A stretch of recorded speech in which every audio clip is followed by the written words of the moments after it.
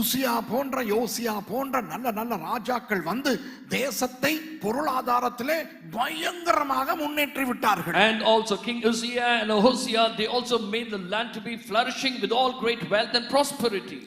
அப்புறம் கெட்ட ராஜா ஒருவன் வந்த பிறகும் அந்த செழிப்பு அந்த சுபிட்சம் தேசத்துல இருக்கிறது. And later when the evil king came, still the land had the prosperity and it was also flourishing well. ஆனால் அந்த கெட்ட அரசன் தேவனை மறந்து விக்கிரகங்கள் பின்னால் போகிறபடினால் சமூகமும் மக்களும் கூட தேவனை விட்டுவிட்டு பாகால் பின்னாலே, அஷ்டரோத் பின்னாலே, பிசாசுகள் பின்னாலே, விக்கிரகன் ஆராதனைக்கு பின்னாலே போக தொடங்குகிறார்கள். And because this evil king, they forgot God and also followed evil things. Even the people, they also started worshiping the idols, the Baal, and also did all evil things. அப்போ இந்த தீர்க்கதரிசிகள் வந்து அவர்களுக்கு மனம் திரும்பும் பிரசங்கத்தை பிரசங்கித்தால், and then when the prophets were talking about the message of repentance, அவர்களுக்கு உணர மாட்டேன் என்கிறது. And they did not have that understanding. They were not wanting to repent. தீர்க்கதரிசிகள் சொல்வார்கள், மக்களே நீங்கள் ஆண்டவரை கோபப்படுத்துகிறீர்கள், நீங்கள் ஆண்டவரை துக்கப்படுத்துகிறீர்கள் என்று. And the prophets will be saying, dear people, you are making the Lord to get angry, you are making the Lord go sad. அப்போ அவர்கள் கேட்கிறார்கள், என்ன எங்களால் ஆண்டவர் துக்கமா இருக்கிறாரா, எங்கள் மேல் ஆண்டவர் கோபமா இருக்கிறாரா? கிடையவே கிடையாது. And then the people will be saying, is it so? Is the Lord angry with us? Is the Lord so sad because of us? It is not so. ஆறும் தீர்க்கதரிசியே, எங்களை என்ன அழகாக வசதியாக தேவன் வைத்திருக்கிறார் என்று. And they also say, this Baal, they have also kept us so prosperous and good health. ஆகவே இந்த தீர்க்கதரிசிகள் அவர்களுக்கு எச்சரிக்கை விடுக்கிறார்கள், நீங்கள் மனம் திரும்பாவிட்டால், மாறாவிட்டால் கர்த்தருடைய நியாய தீர்ப்பு உங்களுக்கு வரும் என்று. And therefore the prophets, they gave a warning saying, if you do not repent and if you do not change, the wrath of God will come upon you. அப்போ இந்த யோவேல் தீர்க்கதரிசியினுடைய செய்தி என்ன தெரியுமா? Then what is the message of the prophet Joel? ஒரு தேசமாக நீங்கள் மனம் திரும்ப வேண்டும். And you need to repent as a big nation. யோவேலினுடைய ஊழியம் தனி நபர் ஊழியம் அல்ல. The ministry of Joel, it was not a personal or an individual ministry. அவர் யூதா தேசத்துக்கே அழைப்பு விடுத்தார், உபவாசித்து மனம் திரும்புங்கள். He gave the invitation for the entire nation of Judah that they need to fast and repent.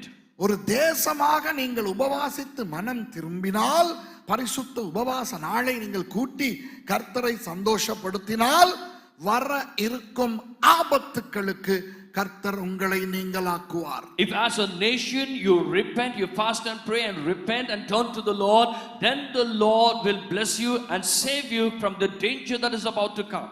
இல்லையோ நீங்கள் அடிமைகளாக போவீர்கள். If not, you will be taken as captives. ஆனால் பாருங்கள், இந்த எல்லா தீர்க்கதரிசிகளது செய்திகளிலும் இருந்த ஒரு சில பொதுவான அம்சங்களை நான் உங்களுக்கு சொல்லுகிறேன். But let me tell you the common message that was there amongst all these prophets. அந்த ஜனங்களுக்கு ஒரு எச்சரிப்பின் செய்தி வரும். And a warning message will come to the people. நீங்கள் மனம் திரும்ப வேண்டும். You have to repent. பாவத்திலே வாழுகிறீர்கள். You are living in sin. பாவத்துக்கு வேறு பெயர் சூட்டி கொண்டாடுகிறீர்கள். You are giving another name for sin and you are celebrating in that. ஆகவே நீங்கள் மனம் திரும்ப வேண்டும். And therefore you have to repent. இரண்டாவது, secondly, அப்படி நீங்கள் மனம் திரும்பாவிட்டால், and in case if you do not repent, அந்நியன் வந்து உங்களை அள்ளிக்கொண்டு போவான். the Gentile will come and carry you out. நீங்கள் வேறொரு தேசத்துக்கு, பாபிலோனுக்கு அடிமைகளாய் போய் இருப்பீர்கள். You will go to a different nation and you will be as a slave to Babylon. 70 வருடங்கள் அங்கே அடிமைகளாய் இருப்பீர்கள். And you will be there for a few years as a slave. ஆனால் மூன்றாவது, but thirdly, தேவன் ஆபிரகாமுக்கும் ஈசாக்குக்கும் யாக்கோபுக்கும் தாவீதுக்கும் வாக்கு கொடுத்திருந்தபடி, according to the promise that God had given unto Abraham, Isaac, Jacob and David, உங்களை மறுபடியும் அந்த அடிமைத்தன தேசத்திலிருந்து திரும்ப கொண்டு வருவார். and the Lord will bring you back again from that captive nation to this place. அது நீங்கள் நல்லவர்கள் என்றபடினால் அல்ல. It is not because you are good. நான் உங்கள் ஆதி தகப்பன்மாரோடு பண்ணின உடன்படிக்கையின் நிமித்தம். And because of the covenant which I made with your forefathers. அப்படி உங்களுடைய சந்ததி திரும்பி வந்த பின்பு அவர்கள் எப்படி ஆசீர்வாதமாய் இருப்பார்கள் என்று இந்த தீர்க்கதரிசிகள் சொல்லுவார்கள். And then when the descendants come back, and the prophets will also say how much they will be blessed. இந்த பொதுவான அம்சங்களை அத்தனை தீர்க்கதரிசிகளினுடைய புத்தகங்களிலும் நீங்கள் காணலாம். And you can always see this common message in all the prophetic books. அப்போ யோவேலும் ஒரு தேசமாக நீங்கள் உபவாசிக்க வேண்டும், ஒரு தேசமாக மனம் திரும்ப வேண்டும் என்று அழைப்பு விடுக்கிறார். And therefore Joel gives an invitation for the entire nation. As a nation you have to repent. As a nation you'll have to turn back to God, fast and pray. இல்லாவிட்டால் நியாய தீர்ப்பு வரும் என்கிறார். If not, the judgment will come upon you. அந்த நியாய தீர்ப்பு வருவதை குறித்து எப்படி சொல்லுகிறார் தெரியுமா? And when he talks about the judgment, how does he say that? சீயோனிலே எக்காளம் ஊதுவது போல இருக்குமா. It will be like the trumpets blown at Zion. இப்போ अनेक கிறிஸ்தவ பாடல் ஆசிரியர்களுக்கு இந்த எக்காலத்தினுடைய தாற்பயம் தெரியாது. And in these days those are writing songs, they will also not know about the importance of these prophets. சீயோனிலே எக்காலம் ஊதுங்கள் என்றால் அது எப்போதும் நல்லதையே குறிக்கும் என்று தவறாய் நினைத்திருக்கிறார்கள். And when we talk about the trumpets will be blown in the Zion, they will always keep thinking about only the good things. இல்லை இல்லை, சில நேரங்களிலே நியாய தீர்ப்பும் எக்கால சத்தத்தோடு தான் வரும். Not so, even for judgment you will hear the sounds of trumpets. யுத்தத்துக்கு போகும் பொழுதும் எக்காலத்தை ஊதிவிட்டு தான் யுத்தத்தை தொடங்குவார்கள். Even when you go for the battle, they will blow the trumpet and then get into the battle. ஆனால் யோவேல் புத்தகத்தினுடைய ஒரு அழகு நமக்கு எப்படி பொருந்துகிறது என்றால், then the book of Joel, as to how he is telling us, உலகில் தோன்றிய முதல் கிறிஸ்தவ பிரசங்கமே யோவேல் புத்தகத்திலிருந்து எடுக்கப்பட்ட ஒரு பிரசங்கம். And the first message of the sermon for the end of the world is only taken from the book of Joel. அப்போஸ்தலர் 2ஆம் அதிகாரத்திலே தான் சபை தொடங்குகிறது. And only in Acts of Apostles chapter 2 the church began. சீயோனிலே மேல் வீட்டறையிலே அவர்கள் கூடியிருக்கும் பொழுது பரிசுத்த ஆவியானவர் அவர்கள் மேல் வந்து அந்நிய பாஷைகளில் பேசி தீர்க்கதரிசனம் உரைத்து ஒரு பெரிய ஆசீர்வாதம் வந்தது. And when they were sitting together in the upper room, the anointing of the Lord came, and then a great blessing came upon them. அப்பொழுது அங்கு வந்திருந்தவர்கள் இந்த கூக்குரலை கேட்டு குடித்துவிட்டு கத்துகிறார்கள் என்று குறை சொன்னார்கள். And those who heard the noise and the sound, they were only complaining, saying they are drunk, and they also shouting. அப்பொழுது இயேசுவின் சீஷர்களாய் இருந்தவர்கள் எல்லாரும் எழுந்து நிற்க பேதுரு அவர்களுக்கு பிரசங்கம் செய்கிறார். Then all the disciples of Lord Jesus, they stood up, and Peter, he preached over there. பாருங்கள், அப்போஸ்தலர் 2ஆம் அதிகாரம் 14வது வசனத்தில் இருந்து வாசித்து கொண்டு போங்கள். And Acts of Apostles chapter 2, if you read on from verse 14 onwards. அப்பொழுது பேதுரு 11 கூட நின்று அவர்களை நோக்கி உரத்த சத்தமாய், யூதர்களே, எருசலேமில் வாசம் பண்ணுகிற ஜனங்களே, நீங்கள் எல்லாரும் அறிந்து கொள்வீர்களாக, என் வார்த்தைகளுக்கு செவிகொடுங்கள். நீங்கள் நினைக்கிறபடி இவர்கள் வெறி கொண்டவர்கள் அல்ல. பொழுது விடிந்து 3ஆம் மணி வேளையாய் இருக்கிறதே, தீர்க்கதரிசியாகிய யோவேலினால் உரைக்கப்பட்டபடியே இது நடந்தேறுகிறது. தீர்க்கதரிசியாகிய யோவேலினால் உரைக்கப்பட்டபடியே இது நடந்தேறியது. And this is what that which was spoken by the prophet Joel.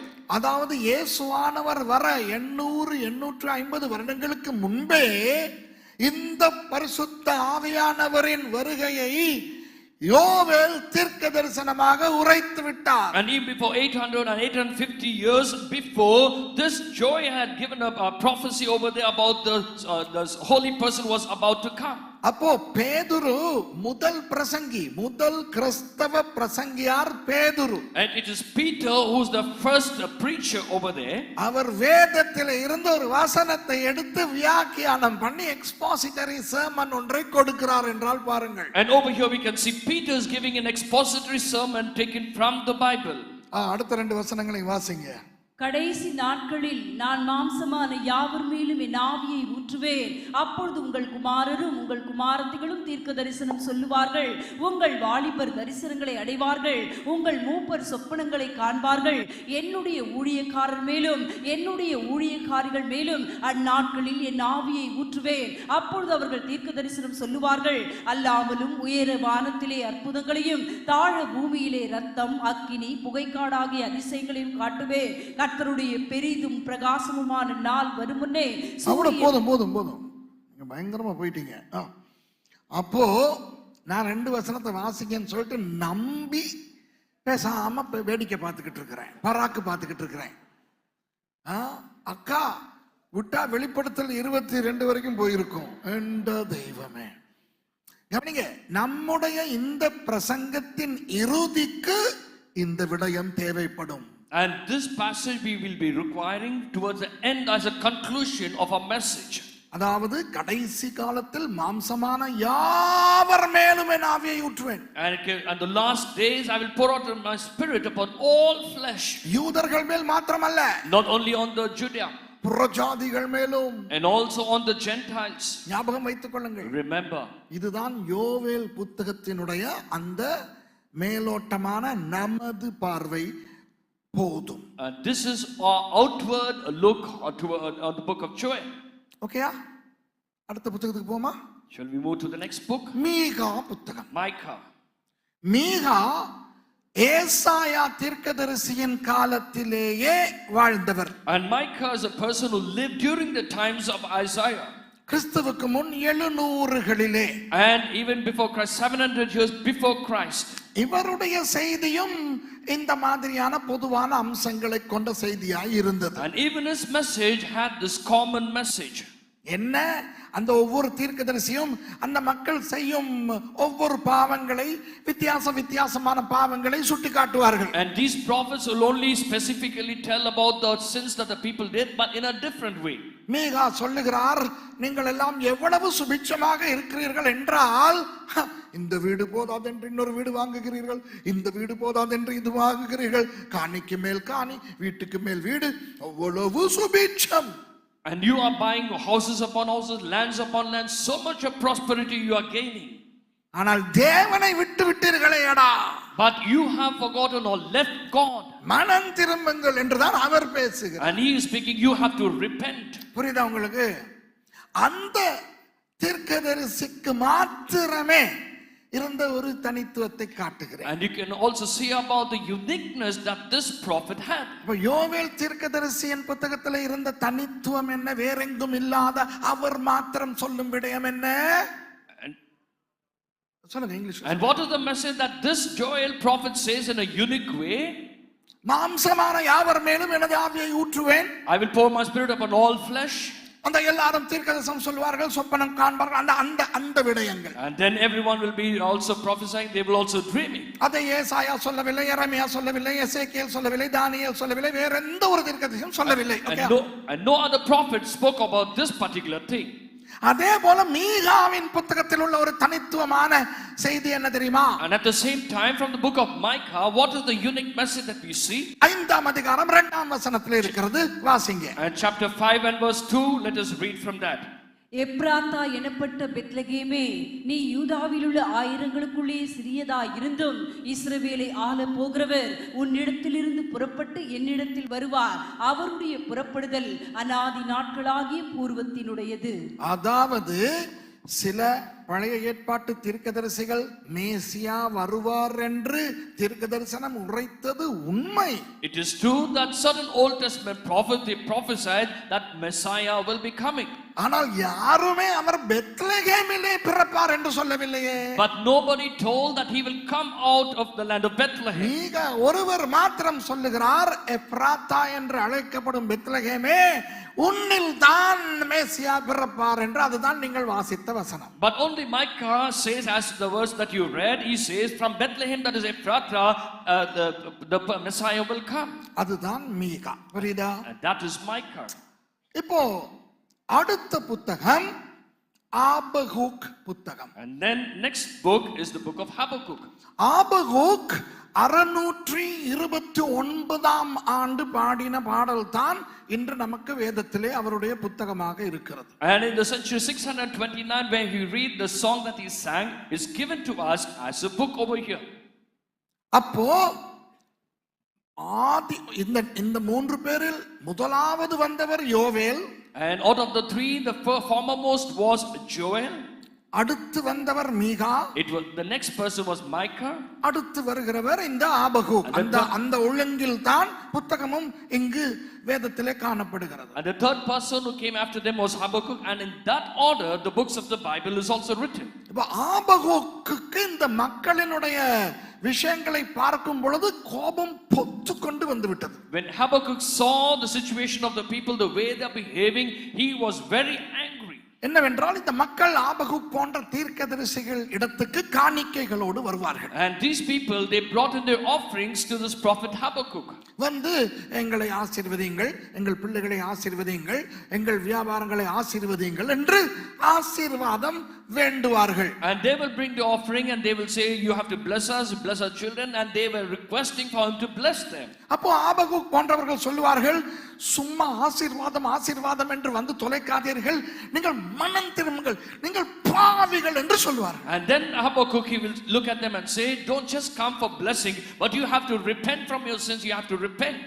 அப்போ அந்த மக்கள் சொல்லுவார்கள், Then the people will reply, pastor நல்ல காணிக்கை கொண்டாந்துருக்கிறோம், Pastor, we have brought in good offerings. பேசாம வாங்கிக்கிட்டு எங்களை ஆசீர்வதிச்சு அனுப்புங்க. You just receive it silently and bless and send us off. எங்களை குறை சொல்லிக்கிட்டு வராதீங்க. Do not find fault with us. எங்களுக்கு பிரசங்கம் செய்யாதீங்க, டைம் இல்ல, போக இருக்கு, வேலை இருக்கு. Don't preach to us, we don't have time to go. இப்பதான் ஒலிவ தோப்புல ஒரு பாதிய ஒரு 4 ஏக்கரை அறுவடை செஞ்சு வச்சிருக்கோம், நான் போயிட்டு அவங்களுக்கெல்லாம் சம்பளம் கொடுக்கறதுக்கு. Only now I've done harvest in the olive field and I need to go back and pay the wages. பிரசங்கம் வேண்டாம், ஆசீர்வதிச்சு அனுப்புங்க. You don't have to preach to us, you just bless us. எப்படி இருந்திருக்கும் இவர்கள் போன்றவர்களுக்கு. And people like them, how much it would have Habakkuk would have felt. Habakkuk போய் தேவனிடத்தில் சொல்லுகிறான், ஆண்டவரே உமக்கு கண் இல்லையா, உமக்கு காது இல்லையா, பாருமே இவர்கள் பண்ணுகிற அநியாயத்தை, நியாயப்பிரமாணம் கெட்டு போய்விட்டது, செத்து போய்விட்டது, என்னவாவது செய்யுமே நாதா புலம்புகிறான். Habakkuk, he goes to the Lord, he cries to the Lord, he laments to the Lord, saying, Lord, do you have eyes? Look at these people as to how they are behaving, what all sinful activities they are into. ஆண்டவர் சொல்லுகிறார், The Lord says, சரி, நான் பாபிலோனியனை கொண்டு வந்து இவர்களை அடிக்க போகிறேன். And I'm going to hit them, bringing the Babylonians. அந்த என்னுடைய ஆபகுக் என்ற ஒரு பிரசங்கம் இருக்கிறது, யூடியூப்ல வேண்டுமானோ அதை பாருங்கள். அதுல ரொம்ப நாடகம் மாதிரி நடிச்சு பிரசங்கம் பண்ணிருப்பேன். And you go on, if you want, you can even go back in the YouTube and also watch that book of Habakkuk. And I've also in a dramatic way preached about the book of Habakkuk. கடைசியிலே ஆபகுக்குக்கு தேவனுடைய திட்டங்கள் ஒழுங்காய் புரிய ஆரம்பித்த பிறகு, and finally when Habakkuk understood the order and the way that the Lord wants to deal with them, எந்த செழிப்பை நம்பி இந்த மக்கள் நாசமாய் போனார்களோ அந்த செழிப்பையே தேவன் நாசமாக்க போகிறார் என்று ஆபகுக்குக்கு தெரிய வந்தது. And Habakkuk came to know with the same prosperity that people are running after, God is going to make use of that same prosperity to destroy them. சரி, நீங்களும் தான் தெரிந்து கொள்ளுங்களேன் எப்படி அவர்களுக்கு சுபிட்சம் வந்தது என்று. And you also get to know as to how they got that prosperity. அந்த செழிப்பின் ஆரம்ப கர்த்தாவே உசியா என்று சொல்லும் ஒரு நல்ல மன்னன். And the beginning of the prosperity was from the good king Uzziah. கிறிஸ்துவுக்கு முன் 8ஆம் நூற்றாண்டு அளவில் உசியா மன்னன் அங்கு யூதாவின் ராஜாவானார். And the 8th century before Christ, Uzziah king, he became the king of Judah. அவர் ராஜாவான பொழுது யூதா ராஜ்யம் பெரிய செழிப்பான ஒரு ராஜ்யமாய் இருக்கவில்லை. And when he became a king, the kingdom of Judah was not a prosperous kingdom. ஆனால் இவர் தேவனுக்கு பயந்த ஒரு ராஜா என்றபடியால் தேவன் இவருக்கு உதவி செய்தார். And because he was a God-fearing king, God helped him. அந்த தேசத்தின் 6 காரியங்களை உசியா ராஜா மேம்படுத்தினார். And the king of Uzziah, he also corrected 6 things in the kingdom. அத்தி மரங்கள் இருக்கின்றனவே, the fig trees. அப்போ அந்த அத்தி மரங்கள் விளையக்கூடிய இடங்களில் வாழுகின்ற மக்களுக்கு அரசாங்க உதவியோடு அத்தி அத்தி மரத்தோப்புக்களை உண்டாக்க வைத்தார். And in the place where they are bringing in the fig trees, and with the help of the government, he made the people to have fig groves. திராட்சைகள் ஒழுங்காய் வளரக்கூடிய சுவாத்தியம் உள்ள இடங்களில் வதிகின்றவர்களுக்கு அரசாங்க உதவியோடு திராட்சை தோட்டங்களை உண்டாக்க உதவி செய்தார். And in the places where people are able to bring in the grapes and the wines over there, with the help of the government, he also made them that they will be able to have the grapes and the groves over there. இது இரண்டுமே பயிரிடப்பட முடியாத கற்கள் நிறைந்த நிலங்களில் விளையச் செய்வதற்கு ஒலிவ மரங்களை அரசாங்க உதவியோடு ஒலிவ தோப்புக்களை உண்டாக்க மக்களுக்கு உதவி செய்தார். And also with the help of the government, he also made them to bring in the olive trees and the olive groves over there, which cannot grow in other places. எப்ராத்தா, தெக்கோவா போன்ற பகுதிகளில் வயல்களை உண்டு பண்ணி வெவ்வேறு விதமான சோளம், கோதுமை போன்ற தானியங்களை விவசாயம் பண்ண அரசாங்க உதவியை கொடுத்தார். And also in Ephrathah and other places, with the help of the government, also corn, wheat and other grains, he made them to flourish and bring over there in the agricultural land.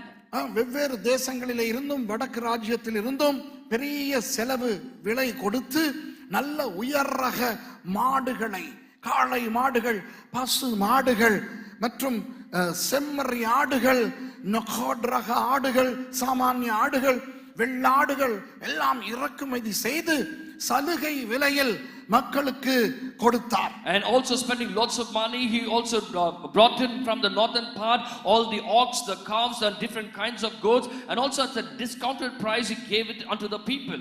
அரசாங்க உதவியால் இதெல்லாம் மக்களுக்கு கிடைத்த பொழுது மக்கள் சந்தோஷமாய் பயிரிட்டார்கள், மிருகங்களை வளர்த்தார்கள், அவை எல்லாம் செழித்து விளைய ஆரம்பித்தன. And with the help of the government, when people received it, they also sowed on that grounds, and also they had so much of harvest, and they started to flourish and prosper in that place. அப்புறம் அந்த 6 விஷயங்களையும் தேசத்துக்கு தேவையானதற்கும் அதிகமாய் உற்பத்தி செய்ய ஆரம்பித்தார்கள். And for all those 6 things that was needed for the country, they started to produce much more than what was required for the country. உசியா அண்டை அயல் நாடுகளின் அரசர்களோடு பேசி அந்த நாடுகளுக்கும் இங்கிருந்து இந்த 6 விஷயங்களையும் ஏற்றுமதி செய்ய ஆரம்பித்தார். And all these 6 things which was required for the country, they started, Hosea king, they started to export to the neighboring kingdoms. அந்நிய செலாவணி யூதா ராஜ்யத்துக்கு வர ஆரம்பித்தது. And also the revenues of the other countries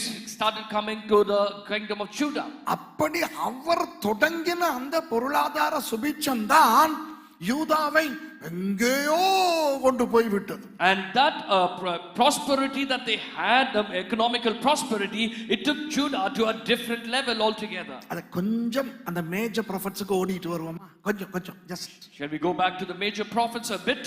அதனால் தான் திடீரென உசியா ராஜா மரணம் அடைந்தவுடன் ஏசாயாவுக்கு ஆவி ஆத்துமா சரீரம் இடம் மாறி போய் என்று மேலே பார்க்கிறார் ஏசாயா 6ஆம் அதிகாரத்திலே. And therefore in Isaiah chapter 6 we also see King Uzziah, he went to Isaiah over there in awe and stuck.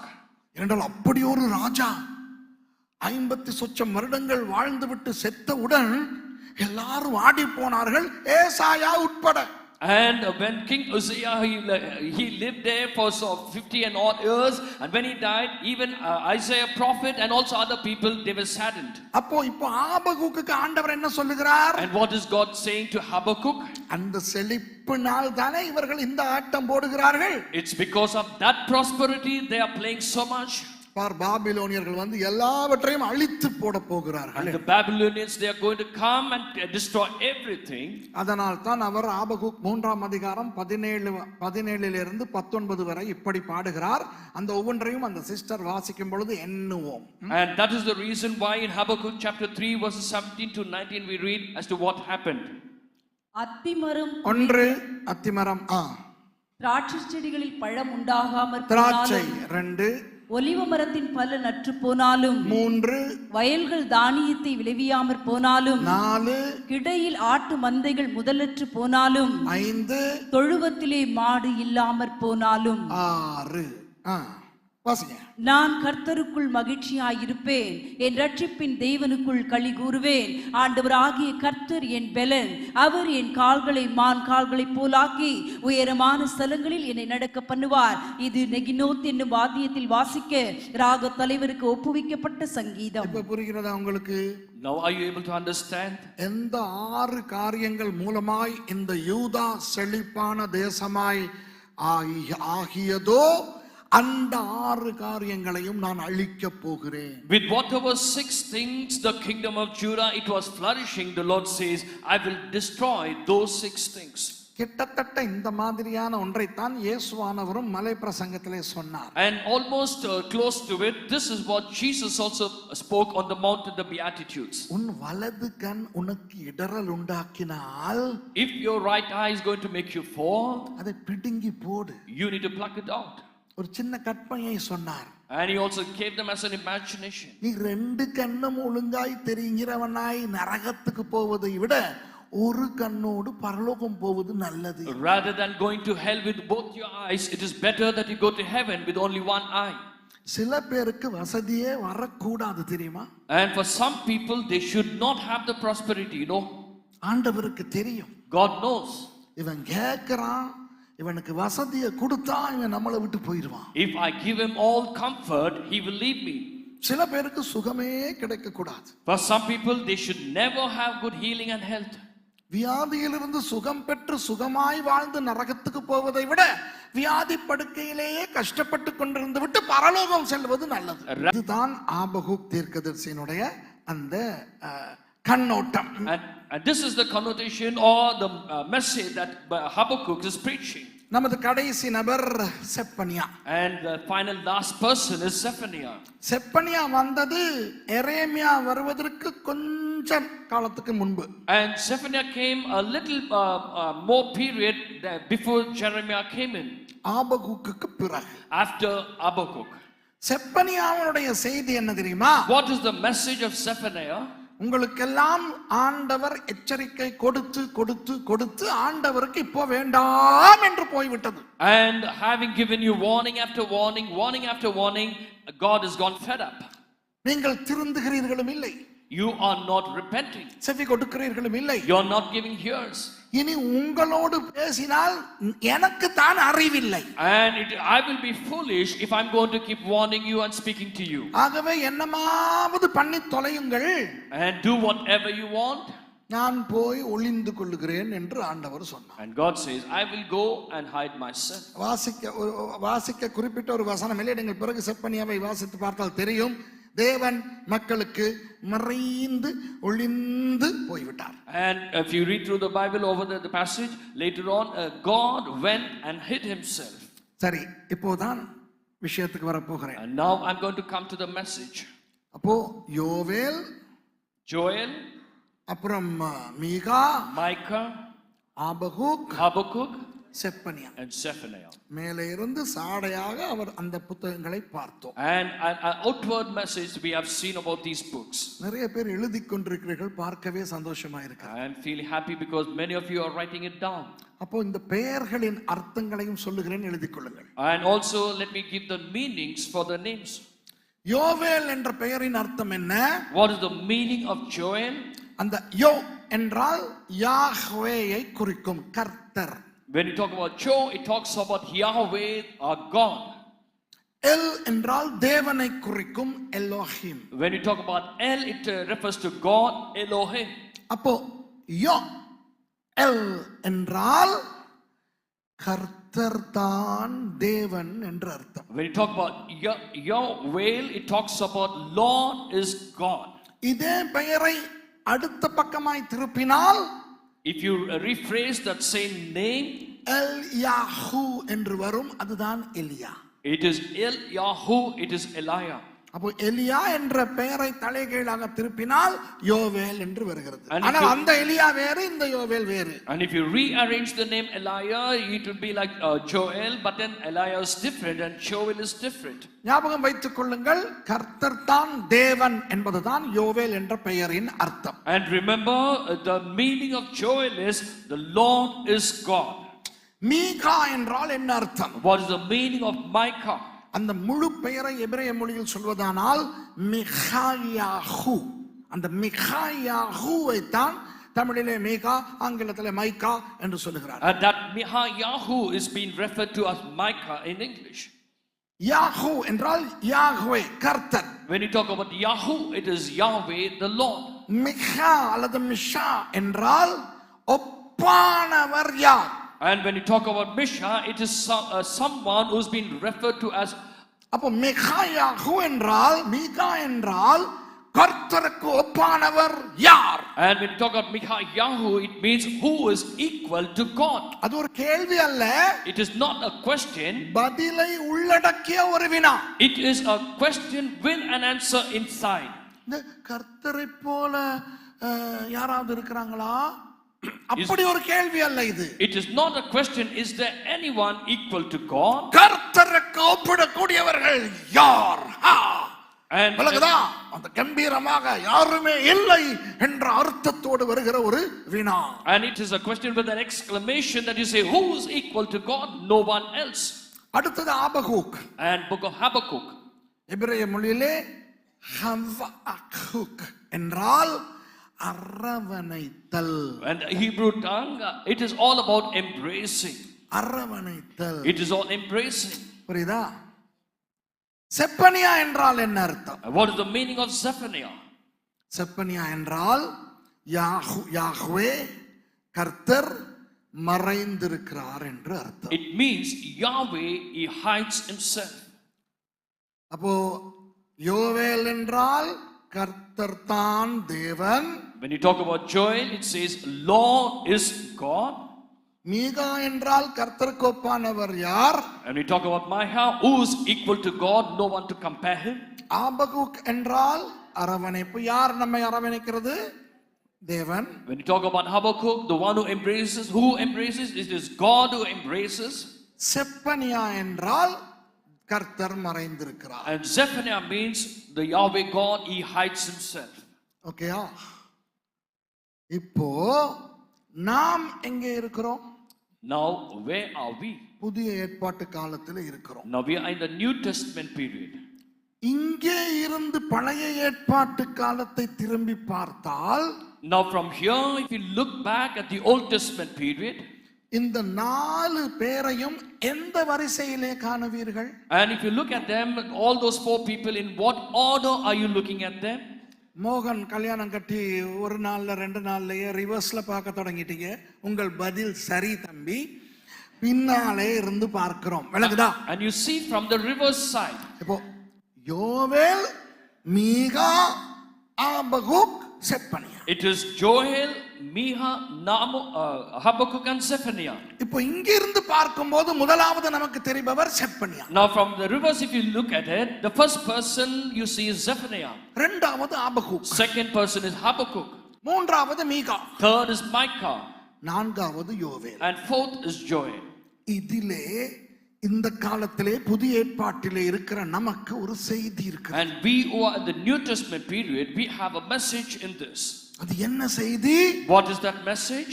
ரட்சிப்பின் செய்தி. The message of salvation. நித்தியத்தின் செய்தி. The message of eternity. பார்ப்போமா? Shall we look into it? முதலாவது Zephaniah. First and the foremost, it's Zephaniah. தேவனை அறியாத காலத்தில் தேவன் நமக்கு மறைந்திருக்கிறார். In a time when we did not know God, God was hidden.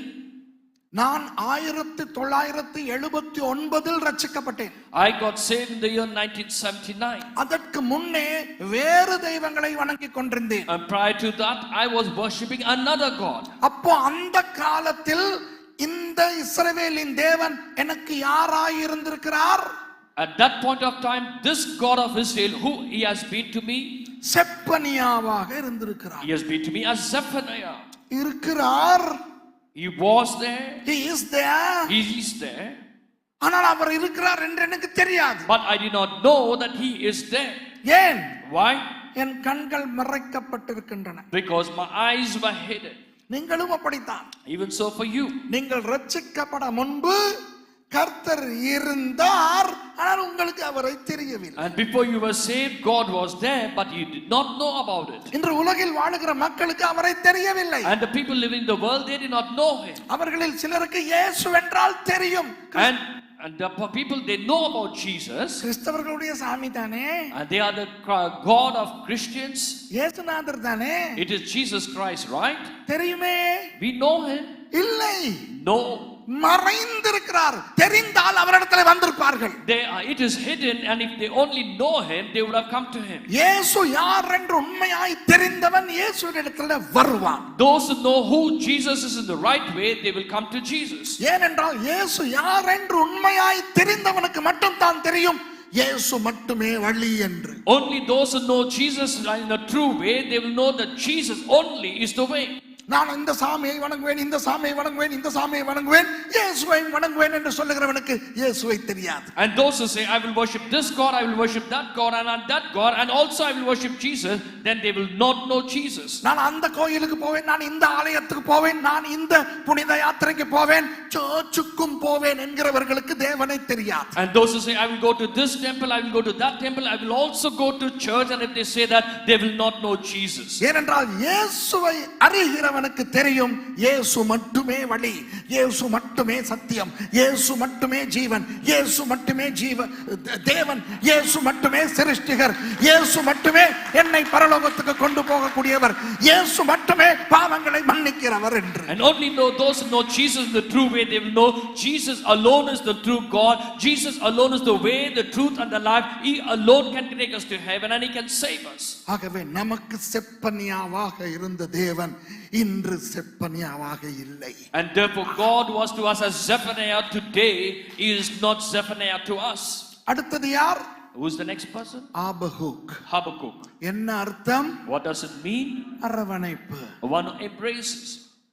ஒரு நாள் ஏதோ ஒரு முறையிலே தேவனுடைய அன்பு நம்மை அரவணைத்தது. And one day in some other way or the other, the love of God, it embraced us. 1979 ஆண்டு அந்த அரவணைப்பை நான் அனுபவித்தேன். And in the year 1979, I felt that embracement. அதற்கு முன்னே நான் வணங்கின எத்தனையோ கோடிக்கணக்கான தெய்வங்களில் யாருமே என்னை அரவணைக்கவும் இல்லை, என்னை ஆதரிக்கவும் இல்லை. And before that, crores and crores of God whom I worship, nobody took care of me, nobody even embraced me. ஆனால் வெள்ளைக்காரனுடைய தெய்வம் என்று தள்ளி வைத்து உதாசீனம் செய்து வந்த இந்த இயேசு என்னை அரவணைத்தார். But this Jesus whom people call as the God of the whites, he came and then he embraced me that one fine day. அந்த அரவணைப்புக்கு என்ன பெயர்?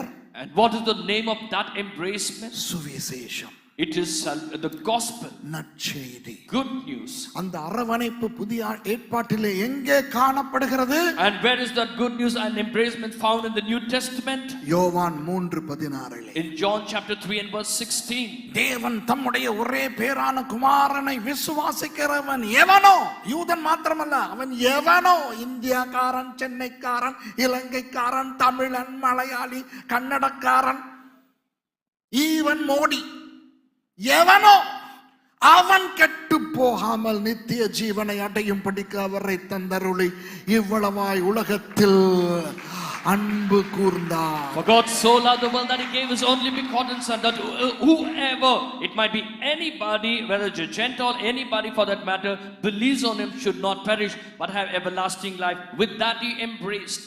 சரி, அந்த நற்செய்திக்கு காரணம் என்ன? Then what is the reason for that good news? தேவன் தம்முடைய ஒரே பேரான குமாரனை அருளினாரே. God sent his only begotten son.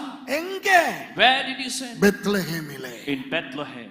அதை யார் சொல்லுகிறார்? And that is what he says. ஆபகுக்குக்கு அடுத்ததாக இருக்கிற மீகா சொல்லுகிறார். And the person next to Habakkuk is Micah. He says, உன்னை அரவணைத்தவர் எங்கே இருந்து வந்தார்?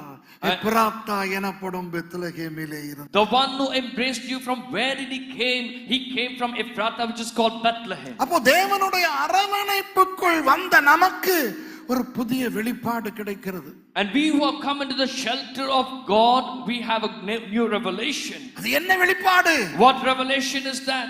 இந்த கர்த்தரை போல யார்? இந்த கர்த்தருக்கு ஒப்பானவர் யார்? மேகாயாஹு. Who is like unto this God? Who can equal to this God? பாத்தீங்களா எவ்வளவு அழகா ஆண்டவர் அந்த செய்தியை வச்சிருக்கிறார் பாத்தீங்களா? And look at the way how beautifully the Lord has kept this message. மறைந்திருக்கிறார் தேவன். A God who is hidden. அரவணைக்கிறார். A God who takes care and embraces. அவர் அரவணைத்த பிறகுதான் தெரிகிறது அவரை போல தெய்வம் யாருமே இல்லை. Only after he takes care and embraces we know there's no other God like unto our God. அதனுடைய அந்த கிளைமாக்ஸ், அதனுடைய உயர்நிலை என்ன? And what is the climax of this thing? உலகில் எத்தனை தெய்வங்கள் வேண்டுமானாலும் இருக்கலாம். And there could be many gods in this world, as many as possible. தேவர்கள் எண்ணப்பட்டவர்கள் இருக்க முடியும். And there could be people who are called lords. ஆனால் யோஎல் கர்த்தர் ஒருவரே தேவன். But Yoel, God alone is the God. இப்போ நாம் எந்த நிலையில் நிற்கிறோம்? Now we who are, what are we, in what status are we in? யோவேல் நிலையிலே நிற்கிறோம். And we are in the status of Yoel. Zephaniah நிலையை விட்டு விட்டோம், ரட்சிக்கப்பட்டு விட்டோம். And if had been the situation of Zephaniah, it would have been different. அரவணைப்புக்குள் வந்தோம், சந்தோஷமாய் வாழ்க்கையை மாற்றிக் கொண்டோம். And we came into this embracement and we also changed our life into a joyful one. கர்த்தருக்கு ஒப்பானவர் யார் என்று அவரை குறித்து பெருமிதம் கொண்டு சாட்சி பகருகிறோம். And we are also feeling pride about the God because he is as a God over there, and also testify about that. இப்பொழுது யோவேலிலே நிற்கிறோம். இப்பொழுது யோவேலிலே நிற்கிறோம். Now we are standing at Joel. எங்கள் மேலே ஆவியை ஊற்றுகிறார் ஆண்டவர். And now the Lord pours out the Spirit. யோவேல் புத்தகத்தின் தீர்க்கதரிசனம் என்ன? What is the prophecy of the book of Joel? மாம்சமான யாவர் மேலும் எனது ஆவியை ஊற்றுவேன். I will pour my spirit upon all flesh. அப்போ இப்போ புதிய ஏற்பாட்டிலே இருந்து யோவேலுக்குள் நாம் நுழைந்து விட்டோமா இல்லையா? And from the old New Testament period, have we gone into this book of Joel or not? நம்மேல் ஆவியானவர் ஊற்றப்பட்டு விட்டாரா இல்லையா? Is not the Spirit of God poured upon us or not? நாம் பெந்தெகோஸ்தே உள்ளே நுழைந்து விட்டோமா இல்லையா? Have we not entered into this Pentecostal life? நம்மிலே பலர் தீர்க்கதரிசனம் சொல்லுகிறோமா இல்லையா? Are we not speaking many prophecies or not? சொப்பனங்கள் காணுகிறோமா இல்லையா? Are we not seeing visions and dreams or not? அற்புதங்கள் செய்கிறோமா இல்லையா? Are we not doing miracles? எங்கே வர சொல்லுங்கள் பார்ப்போம் பிசாசுகளை. உங்கள் ஒவ்வொருவராலும் முடியும் வருகிற பிசாசு எவ்வளவு பெரிய பிசாசா இருந்தாலும் துரத்துவதற்கு. And it is all possible by we, no matter however powerful as Satan might be, he will be defeated. ஏன்? Why? உங்கள் மேல் ஆவி ஊற்றப்பட்டிருக்கிறது. Because upon you his spirit has been poured. விளங்குதா உங்களுக்கு? Now are you able to understand? அப்போஸ்தலர் 2ஆம் அதிகாரத்தில் நிறைவேற தொடங்கியது இன்று வரை நிறைவேறிக் கொண்டிருக்கிறது. And as we read in Acts of Apostles chapter 2, whatever fulfillment it started, till today it is getting fulfilled. இந்த பிசாசு இருக்கிறானே பிசாசு, And this Satan, அவன் பாவம் ஐயா. and he's so sad. அவன் ஆரம்பத்தில் நம்மை போன்ற கிறிஸ்தவர்களை அடிப்பதற்கு வேற்று மதக்காரர்களை பயன்படுத்தினான். And in the early days he was making use of people of other religion to attack us. இன்னும் பயன்படுத்துகிறான். And still he is only using them. அதாவது நீங்கள் உங்கள் வீடுகளிலே சத்தமாய் ஆராதிப்பீர்கள். And in your houses you are worshiping God with loud voice. உடனே சுற்றுச்சூழல் இருப்பவர்கள் எல்லாம் பிரச்சனை இழுப்பார்கள், கத்துகிறீர்கள், கூப்பாடு போடுகிறீர்கள். எங்கள் கிராமத்திலே படிக்கிற பிள்ளைகளுக்கு அது ஒரு இடையூறு, disturbance to the community, அது இது என்று. ஆமாவா இல்லையா? Immediately people in your neighborhood, they will be complaining, and also they will say you are a disturbance to us. நிறுத்தினோமா? Did we stop? நிறுத்தினோமா? Did we stop? கல்லடிச்சாங்க. They threw stones.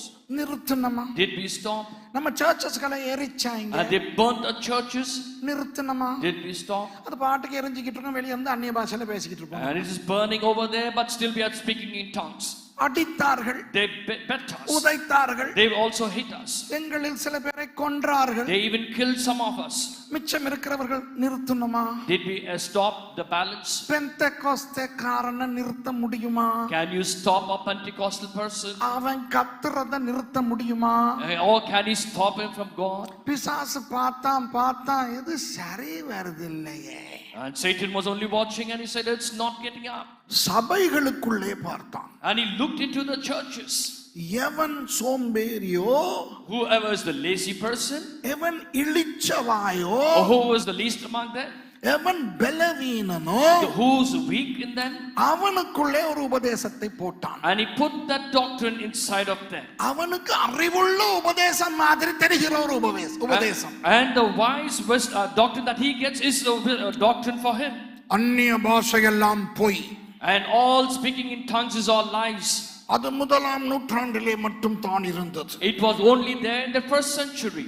மேல் வீட்டிலே பேசப்பட்ட அந்நிய பாஷை கீழே இருந்து கேட்டுக்கொண்டிருந்தவர்களுக்கு புரிந்தது. The tongues which were spoken in the upper room, people who were down, they understood it. ஆகவே இந்த பெந்தெகோஸ்தேக்காரர்கள் அந்நிய பாஷை பேசுகிறதெல்லாம் சும்மா மாம்சம், சும்மா இமோஷன், சும்மா. The Pentecostal people, when they are speaking in tongues, it is all a normal one. It is all lies. They are out of emotion they are speaking. தீர்க்க தரிசனம் எல்லாம் பொய். And all the prophecies are lies. தரிசனங்கள் எல்லாம் பொய். Visions are all lies. இந்த சுகமாக்குவது அதெல்லாம் சும்மா psychology. And talking about the healing, it is only psychological one. இப்படி சொல்ல ஆரம்பித்திருக்கிறார்களா இல்லையா? Have they started to speak like this or not? இதுதான் சாத்தானுடைய புதிய தந்திரம். And this is the new way of Satan. ஆனால் செப்பனியாவாய் இருந்த நமது தேவன் நம்மை ஆபகுக்காய் அரவணைத்தார். But God was to us as Zephaniah. He embraced us as Habakkuk. அவருக்கு ஒப்பானவர் யார் என்று எங்களுக்கு மீகாவானார். And he also became to us as Micah, saying, who can equal to God? Nobody to compare him. இன்று யோவேல் கர்த்தர் தான் தேவன். And today Joel, it is God, the Lord is God. அவர் மாம்சமான எங்கள் மேல் தனது ஆவியை ஊற்றிவிட்டார். And he has poured his spirit upon us who are flesh. அந்நிய பாஷை பேசுவோம். We will speak in tongues. நிறுத்த மாட்டோம். We will not stop. தீர்க்க தரிசனங்கள் உரைப்போம். We will speak the prophecies. தரிசனங்களையும் சொப்பனங்களையும் காணுவோம். We will also see visions and dreams. பெந்தெகோஸ்தே அக்கினி, the fire of the Pentecostal, என்றைக்குமே அவியாமல் பார்த்துக் கொள்வோம். we will keep it that it will not be quenched out. Amen. Amen. சந்தோஷமா? Praise the Lord.